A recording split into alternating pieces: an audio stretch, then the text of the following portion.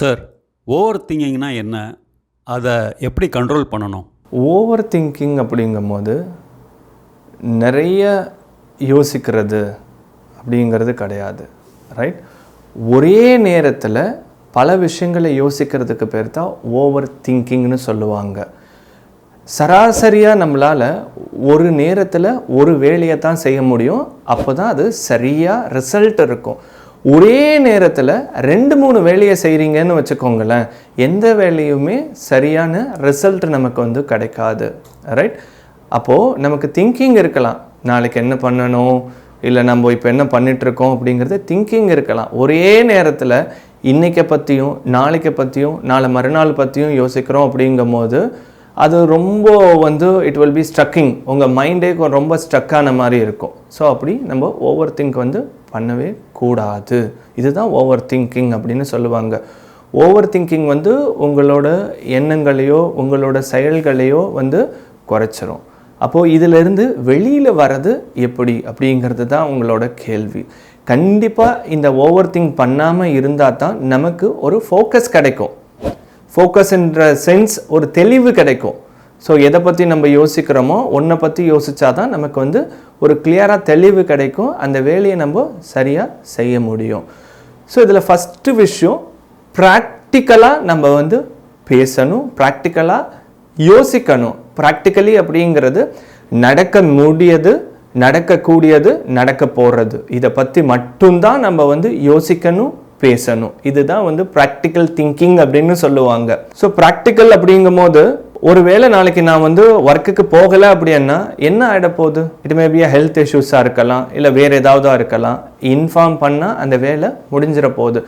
நீங்கள் இன்ஃபார்ம் பண்ணாமையே நாளைக்கு போனால் கத்துவான், நாளைக்கு வேலையை விட்டு எடுத்துடுவான், இல்லை ஏதாவது கேட்பாங்களோ அப்படின்னு பயப்படுறதுனால தான் அந்த ஓவர் திங்கிங் இருந்துக்கிட்டே இருக்கு. நீங்கள் திங்க் பண்ணுறீங்க, அப்போது நீங்கள் ஓவராக திங்க் பண்ணும் போது ஸோ அதுக்கான சொல்யூஷன்ஸே உங்களுக்கு கிடைக்காம போயிடும். சரிங்களா? ஒன்றும் பண்ண போகிறது இல்லை, right? Practically what will happen? ஏன் நேற்று வரலன்னு கேட்க போகிறாங்க, ஏன் இன்ஃபார்ம் பண்ணலன்னு கேட்க போகிறாங்க. இதுதானே நடக்க போகுது. ஆஸ் சிம்பிள் அஸ் இதே மாதிரி தான் எல்லா விஷயங்களையுமே நம்மளால் முடிஞ்ச விஷயங்கள் மட்டும்தான் நம்ம யோசிக்கணும், ரைட்? ப்ராக்டிக்கலாக அந்த விஷயத்தை பற்றி யோசிக்கணும், அதைத்தான் பேசணும், அதைத்தான் செய்யணும், ரைட்? ரெண்டாவது டைவர்ஷன் அப்படின்னு சொல்லுவாங்க.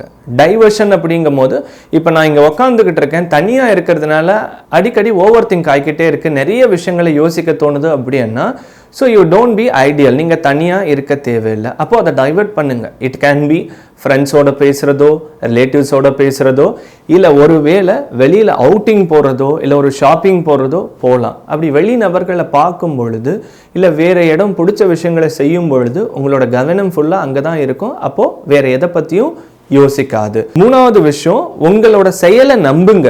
பிலீவ் இன் ஆக்ஷன்னு சொல்லுவாங்க, ரைட்? ஏன் பெருசா அப்படி நடக்குமோ இப்படி நடக்குமோ அதெல்லாம் நடக்குமோ அப்படிங்கிறது ஒரே டைம்ல ஏன் பல யோசனைகள்? நீங்க உங்களை நம்புங்க, ரைட்? உங்களோட செயல்களை நம்புங்க. அதை மீறி எதுவும் பெருசா நடந்துராது அப்படிங்கிற நம்பிக்கை வேணும். உங்களோட செயல்ல உங்களுக்கு நம்பிக்கை இருந்தா மட்டும்தான். ஸோ இது நடக்காம போயிடுச்சுன்னா என்ன, இல்லை அவங்க சொல்லுவாங்களோ இவங்க சொல்லுவாங்களோங்கிறது வராது.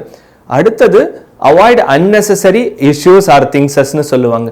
தேவையில்லாத விஷயங்களை எடுத்துக்காதீங்க, தேவையில்லாத பிரச்சனையை இல்லை போய் இன்வால்வ் ஆகாதீங்க, தேவையில்லாத செயலை செய்யாதீங்க. அந்த மாதிரி தேவையில்லாத செயல்களையோ விஷயங்களையோ இன்வால்வ் ஆகும் பொழுது அதனால் ஏற்படக்கூடிய விஷயங்களை யோசிச்சு யோசிச்சு நீங்கள் ஓவர் திங்க் பண்ணிக்கிட்டே இருப்பீங்க. அவையே அப்படி சொன்னான், அவையே என்னை திட்டினா, நான் அவனுக்காக தானே பேசினேன், இவனுக்காக தானே பேசினேன் அப்படின்ற மாதிரி போகும், ரைட்? நம்மளை ஒருத்தர் கூப்பிட்டாங்கன்னா அது தேவையா இருந்ததுன்னா அந்த இடத்துக்கு நம்ம போகணும், அந்த விஷயங்கள்ல நம்ம இன்வால்வ் பண்ணணும். அடுத்தது, ரெகக்னைஸ் யுவர் செல்ஃப். ஸோ இப்படியே ஓவர் திங்க் பண்ணிக்கிட்டே இருந்தால் உங்களோட உடம்பு என்ன நிலைமைக்கு ஆகும், மனசு என்ன நிலைமைக்கு ஆகும். ஸோ உங்களால் பர்சனல் லைஃப்லையோ ப்ரொஃபஷனல் லைஃப்லையோ ஃபேமிலி லைஃப்லையோ கான்சென்ட்ரேட் பண்ண முடியுமா அப்படிங்கிறத பற்றியும் யோசிக்கணும். ஸோ உங்களுக்கு நீங்கள் ரொம்ப இம்பார்ட்டன்ஸ் கொடுக்கும் பொழுதும் இந்த ஓவர் திங்கை அவாய்ட் பண்ண முடியும். அடுத்தது, எதுக்கும் பயப்படாதீங்க. நான் முதல்ல சொன்ன மாதிரி எதுக்கான பயம், ரைட்? இங்கே அடிப்படையில் பயம்தான் உங்களை யோசிக்க வைக்குது. யோசிக்க வைக்கிறது தப்பு இல்லை, திரும்ப திரும்ப திரும்ப திரும்ப நிறைய விஷயங்களை யோசிக்க வைக்குது. ஸோ பயமே தேவையில்லை. ஒரு விஷயம் நடந்துருச்சா, ஒரு தப்பு பண்ணிட்டீங்களா, accept your mistakes, go beyond them. இல்லை உங்களுக்கு தெரியலையா, தெரிஞ்சு அந்த வேலையை செய்யுங்க. ஏன் தேவையில்லாமல் பயப்படுறீங்க? பயப்படுறதுனால தானே இந்த ஓவர் திங்கிங் நமக்கு வருது. அடுத்தது ஃபேஸ் தி சேலஞ்சஸ். சவால்களை ஃபேஸ் பண்ணுங்க.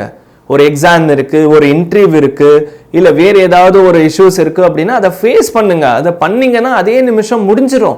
நீங்கள் ஃபேஸ் பண்ணாமே அதை நினச்சி யோசிச்சுக்கிட்டே இருக்கிறதுனால அந்த பயம் தான் உள்ளுக்குள்ளே இருந்துக்கிட்டே இருக்கும். ஓவர் திங்க் பண்ணிக்கிட்டே இருப்பீங்க. அப்பா இப்படி சொல்லுவாங்களா, அம்மா இப்படி சொல்லுவாங்களா, அண்ணன் இப்படி சொல்லுவானோ, மேனேஜர் இப்படி சொல்லுவாங்களோ, ஹெச்ஆர் இப்படி சொல்லுவாங்களான்னு ஒரே விஷயத்த மற்றவங்கெல்லாம் எப்படி பேசுவாங்க அப்படிங்கிறத பற்றி யோசிச்சு அந்த திங்கிங் இருந்துக்கிட்டே இருக்கும். அதனால என்னவா இருந்தாலும் பார்த்துக்கலாம். ஓகே, கோ வித் ஃப்ளோன்னு சொல்லுவாங்க. என்னவா இருந்தாலும் பார்த்துக்கலாம் அப்படிங்கிறது இருக்கணும். Leave the present. இந்த நிமிஷம் தான் நிஜம். நாளைக்கு அப்படிங்கிறத விச் இஸ் இன் ஃபியூச்சர் நமக்கு ப்ராபபிலிட்டி தான். ஸோ அப்போ இப்போ இருக்கும்போது ஏன் உங்களோட சந்தோஷத்தையும் மன நிம்மதியும் கெடுத்துக்கிற மாதிரி பல விஷயங்களை யோசிச்சுக்கிட்டே இருக்கீங்க? ஸோ அதை விட்டுருங்க. அடுத்தது ஷேர் யுவர் ஃபீலிங்ஸஸ். உங்களோட எண்ணங்களையோ ரைட், உங்களோட உணர்வுகளையோ மற்றவங்க கிட்டேயோ, பிடிச்சவங்க கிட்டேயோ, ஃபேமிலியிலையோ ஷேர் பண்ணுங்க. எனக்கு இந்த மாதிரி இருக்கு, இப்படி தோணுது அப்படிங்கிறத சொல்லுங்க. ஏன்னா நீங்க ஷேர் பண்ணாம இருக்கிறதுனாலையும் ஓவர் திங்க் பண்ணுவாங்க. நிறைய பேர் இங்க ஓவர் திங்க் பண்றதுக்கு காரணம், என்கிட்ட கிளைண்ட்ஸ் கூட கேட்பாங்க, சார் நான் யூடியூப்ல இப்படி பார்த்தேன், நான் இன்ஸ்டாவில் இப்படி பார்த்தேன் அப்படிம்பாங்க. பட் எல்லாருக்கும் எல்லா விஷயமும் பொருந்தாது. Which is every people are individual are different to others. அப்படி இருக்கும் பொழுது இந்த மாதிரி இருந்தால் இப்படி ஆகும்னு சொல்கிறாங்க, அந்த மாதிரி இருந்தால் இப்படி ஆகும்னு சொல்கிறாங்கன்னு பல வீடியோஸோ மற்ற விஷயங்களையோ பார்க்கறதுனால ஓவர் திங்க் பண்ணிக்கிட்டே இருக்கீங்க. ஸோ அதை விட்டுருங்க. ஒரு விஷயம் சொல்கிறாங்கன்னா யார் சொல்கிறாங்க அப்படிங்கிறத முதல்ல பார்க்கணும். புரியுதா? யார் சொல்கிறாங்க, எதுக்கு சொல்கிறாங்க அப்படிங்கிறத பார்க்கணும்.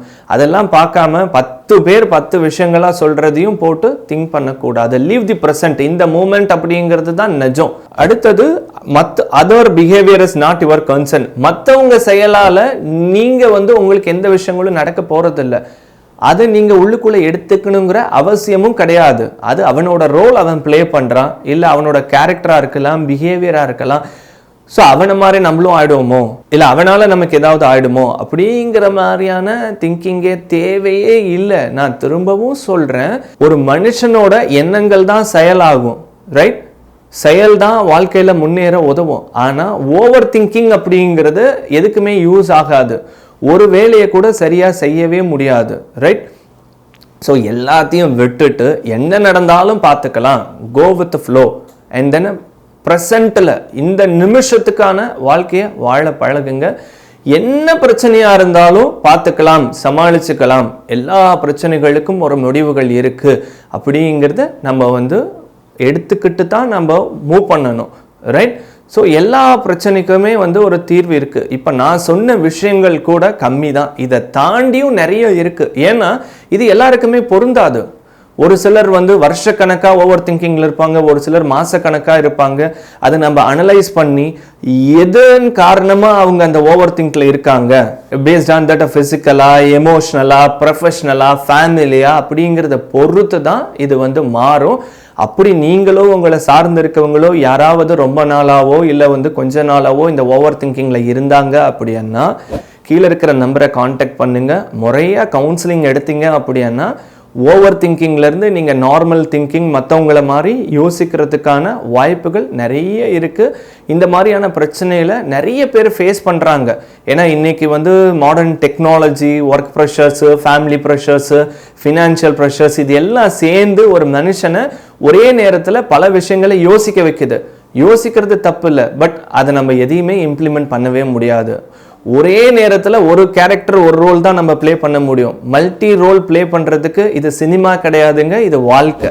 ரைட், அப்போ ஒரு நேரத்தில் ஒரு யோசனைகள் மட்டும்தான் இருக்கணும். புரிஞ்சதுங்களா? உங்களில் நிறைய பேருக்கு மனநலன் சம்மந்தப்பட்ட கேள்விகள் இருக்கலாம். உங்கள் சார் இங்கே நீங்கள் கேட்கணும்னு நினச்ச கேள்விகளை தொடர்ந்து கேட்டுக்கிட்டே இருப்பாங்க. அடுத்த வீடியோவில் இன்னொரு கொஷினோட சந்திக்கலாம். அந்த கொஷின் நீங்கள் கேட்கணும்னு நினச்ச பல நாளாக யோசிச்சுட்டு இருந்த கேள்வியாக கூட இருக்கலாம். அதுக்கு முன்னாடி ஹர்ஷா மைண்ட் கேர் அப்படிங்கிற சேனலை சப்ஸ்கிரைப் பண்ணிக்கோங்க. அப்போ தான் அடுத்தடுத்து வரக்கூடிய கொஷினுக்கான நோட்டிஃபிகேஷன் உங்களுக்கு கிடைக்கும். சேனலை சப்ஸ்கிரைப் பண்ணிவிட்டு பெல் பட்டனை ஓகே பண்ணுங்கள், நோட்டிஃபிகேஷன் உங்களுக்கு வந்துருங்க.